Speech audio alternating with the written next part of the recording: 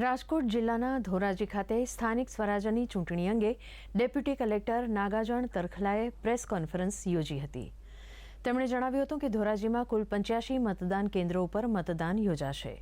ચૂંટણી દરમિયાન 800 કર્મચારીઓ, 1 ડીવાયએસપી અને 1 પીઆઈ સહિત 200થી વધુ પોલીસ જવાનો ખડે પગે રહેશે।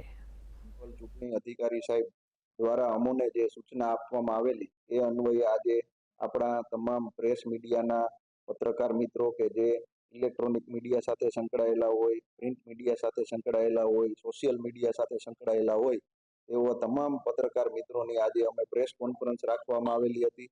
આ પ્રેસ કોન્ફરન્સમાં આપણા ધોરાજી નગરપાલિકાની સામાન્ય ચૂંટણી 2025 અન્વયે વહીવટી તંત્ર દ્વારા રાજ્ય ચૂંટણી આયોગમાંથી જે સૂચનાઓ મળી છે એ રાજ્ય ચૂંટણી આયોગ દ્વારા જેટલી પણ તૈયારીઓ પરિપૂર્ણ કરવામાં આવેલી છે તે તમામ માહિતી મેં બધા મિત્રોને આપેલી છે।